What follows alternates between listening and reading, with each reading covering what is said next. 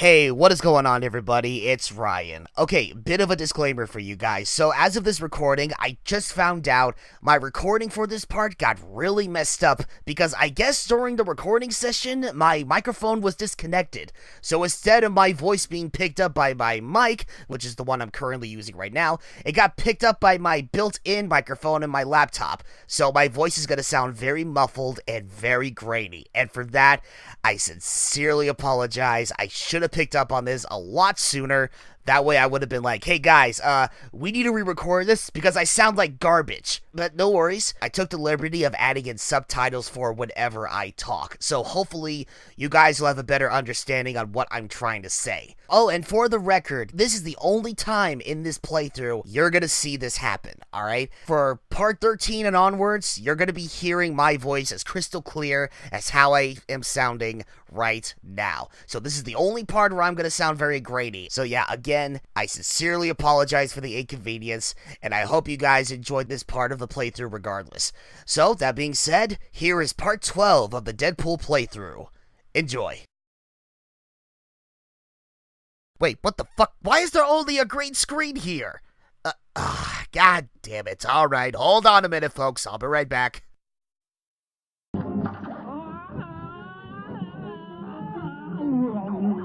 Hey, Ryan, hope you don't mind me asking, but, where's this fancy intro you had planned? I mean, isn't this what you usually do at the beginning of each part of this thing? So, what's the deal? Where's this introduction at? Oh my god, stop killing me! Get the fuck out of my room! I'm playing Cuphead! Fuck! Okay, alright. Good talk, buddy. Good talk. Well, sorry, folks. I guess this guy is not wanting to do a new intro because he's too distracted by a brand new video game. Fucking lazy ass. Welcome back to Deadpool, folks. In the last part, we met up with Death after another near-death experience, and we got word from Death that Mr. Sinister is using corpses and harvesting their corpses for DNA in order to create more clones. And from those corpses, there are a few spirits in these ruins that we need to help Death retrieve. So, we already saved one spirit, so now here we are, after fighting more moves, we're about to take on the second chamber. See, that kind of goes back to what to the conversation that we kind of got cut off from last time that we probably should have finished, but like the whole thing I was talking about, how because all these clones are clones of the corpse of the dead mutant that Mr. Sinister was harvesting down here, I feel like there should be a wider variety of mooks than just like the 5 or 6 that we have. Yeah, you're absolutely right. That is something that I too will agree on. I mean, it's like the combat itself. I mean, depending on how you handle it, the combat itself is not terrible by any means, but the enemy variety, it could have been a lot bigger. And yeah, I will agree, BJ. It's like you brought up how it's like that especially can apply to like this one level near end game. But yeah, we'll get to that once we get to it. Soon. It's quiet. Too quiet. Can Cable see Death? Because he never actually acknowledges her. See no evil. That is a really good question. I guess? I don't know. I guess it could go either way, really. Yeah, considering that you brought up that considering that Cable never brings mention to Death at all, it's like, I mean, I guess in this case it could go either way. Either some people can speculate that he can't see Death, or that he really can't. Well, how can anybody see Death outside of, like, Thanos and Deadpool? We may be in trouble. That is true. And even then, I'm not even quite sure how Thanos is able to see her, aside from probably assistance from the Infinity Gauntlet. Isn't Thanos isn't he like some like otherworldly being or something?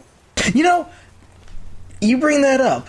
I don't actually know what Thanos' powers are aside from when he has the gauntlet. Let me look that up. I am curious now. Okay, just Because now he's a playable character in Infinite now, but now I'm kind of just curious. So wait, what can he even do?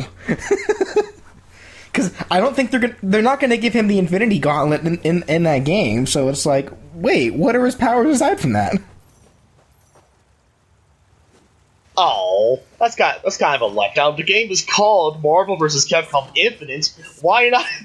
I would assume that would be very appropriate for the Infinity Hammer or Gauntlet. Well, the Infinity Stones are all in the game, but they're all gameplay mechanics. They're not all just given to Thanos.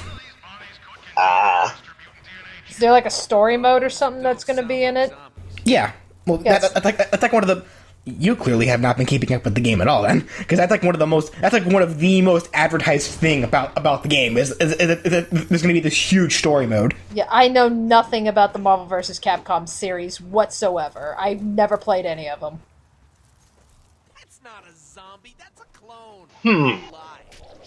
You say that, and now I'm thinking, maybe that's something we'll have to rectify one of these days the next time we get together. Who knows? Well, now it's just like, for me, I think it's, at this point, it's more so, there's so many of them right now, and they're all radically different shit, so it's like, where the hell should I start? Let alone it's for somebody that doesn't play fighting games religiously, like BJ or Brandon. You say I play fighting games religiously. I suck at fighting games. I just play them because they're fun. Yeah, bullshit, bullshit, you don't. Hey, Robor's my man. You want to go hit it up with Super Smash Brothers? Okay. Yeah, dude. Smash Brothers is an entirely different beast of fighting games. But if you ask anybody else, when you ask them what's the first thing you think of when you think of a fighting game, they'll normally skip like Street Fighter or Mortal Kombat or Tekken or I don't know any of those kinds of things. Any other traditional two-dimensional arcade style. Yeah, I don't play any of those kinds of games. I try to get into those kind of games, but yeah, I'm pretty much on the same boat with you on that one, BJ. I try, but I suck. I do too. I mean, it's like, I'm more of a casual player, and it's like, I don't even play fighting games all that often. It's one of those things where it's like, there's the Marvel vs. Capcom Infinite story mode demo that I tried out, and I picked it up and I was playing a bit of it, and I'm just sitting here like, oh yeah, that's right. I don't play fighting games. What do I do? Oh, wait. Hold up. Speaking of demos and fighting games, BJ is like, as of this recording, mind you, isn't this the day that Pokken demo is supposed to be released on the Switch? Is that coming out today? Because if it is, I'll totally get it later. I think it is. I could have sworn I saw that on my Twitter feed. I think the deal with it is that I don't know if there's any limitations to what Pokemon you can play as or not. I think they're all accessible, but you could only do a maximum of 15 battles before the game locks you out. Oh. Though I heard also there is apparently a way to bypass that, so... Yeah, see, that's like, yeah, my Twitter feed, like, you know, you would think, like, with Pokken Tournament coming out, people would be talking about it, but instead, all anyone is talking about is the Overwatch May short. which is so aggressively cute. God. You know, for a short that's supposed to be about May's origins, and how she's the sole survivor at Echo Point, and everything, and it's like, it still manages to find a way to be adorable. Okay, so I have here listed Thanos' powers. Oh, okay. Let's see. Thanos possesses the superhuman physiology of all Eternals, granting him superhuman strength, endurance, reflexes, and agility. His skin is nearly invulnerable, particularly against heat, cold, electricity, radiation, toxins, aging, and disease. And he can survive indefinitely without food or water, even before his curse from death left him immortal? Unable to die? Wait, death cursed him to be immortal? What you're reading, I guess? More than likely, she probably did that so that way he could never get her. Which means, yeah, Thanos, take a hint. She don't want you. Speaking of which, the most infamous part of the game. Wait, hold up, and I thought the most infamous part of the game was the one time when the Deadpool was bitch slapping Wolverine. Well, there's that too. So which one is the most infamous one? No, I'm kidding. Wait. Oh no. Wait. Oh no. Oh, okay. Okay, never mind. It's good. What? No, I was checking the back of my microphone and the cord almost came completely unplugged. So I'm thinking, oh no, did it just stop my recording? But I look at Audacity, it was still getting it, so we're good. Jesus Christ. Oh. Little video glitch there. Okay, anyway. Yeah, so if my quality sounds a little bit grainy at one point, then I apologize.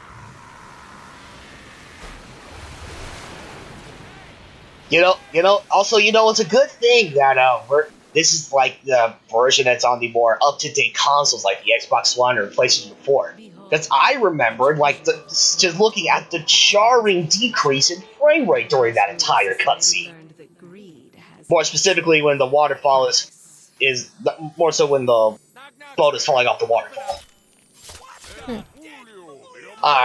Alright, but now with the gimmick with this chamber, there are 3 rooms you have to enter with Deadpoolio the Amazing!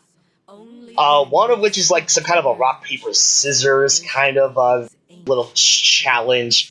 One is like a challenge where you have to literally change your size from either gigantic or to incredibly small. That, and I believe there is one other that it's literally like bullshit. Like there's no way you can fuck this up. You'll see what I mean. It's something where it's like, the gods, the great Deadpoolio cannot read your mind. You must be the chosen one, or something like that. Yeah. Also, there is a tad bit more to Thanos' powers as well. His mind is also invulnerable to most forms of psychic attacks and can project a psionic blast of energy as well as blasts plasma or cosmic energy from his eyes and hands. Paper? Cowboy! I think that's bear. Foot! Sure. What beats a foot? Armageddon. Elephant, well... Another elephant. No, it's a mouse. Ice. No, wait, I'm thinking of Sonic Boom. Fuck! Okay, I think what's funny is that, despite everyone trying to say that the whole, elephant being afraid of mice thing is a myth, that's not entirely accurate. There is a certain degree of reasoning why people believe elephants fear mice, but it's not necessarily the fact that it's obviously not for intimidation purposes. It's actually auditory. Obviously, elephants have such big ears, and mice make really high pitched squeaks. So of course, that's just gonna hurt the elephant's ears. That's why elephants don't like mice, because it hurts their ears. Right. I can believe that even more, considering that what was it? It actually reminds me of the moment in a Sly 2 Band of Thieves where there's this mission where you have to knock these crown jewels off of these prized elephants. And the first thing you do is you crawl under the elephant's den, and there are mice all over the place. So technically, the elephants could not really see the mice under the floorboards, but because of the fact Sly was startling the mice, they were making very high squeaky noises.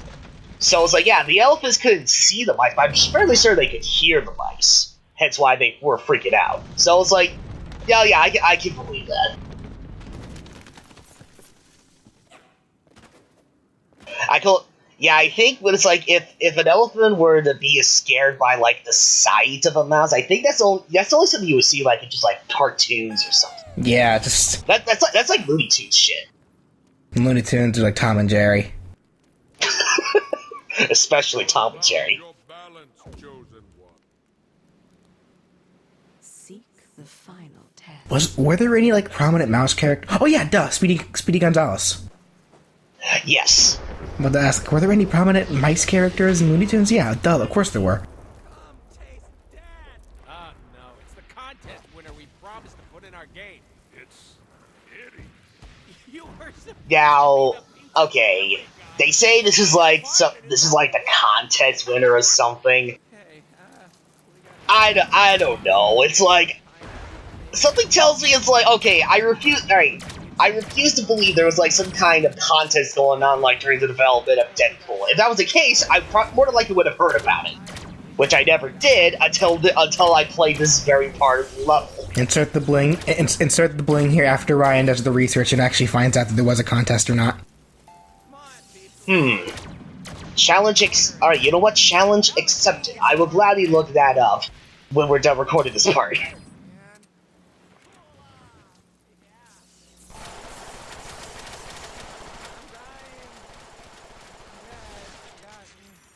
Good job, Deadpool. You killed your biggest fan. over. He was one of the weirder ones of the Deadpool fanbase. Just a little. Yeah, maybe. You see, that fan had way too many Deadpool body colors. Deadpoolio, the amazing Deadpool. Also, Deadpool is moonwalking. Read your mind.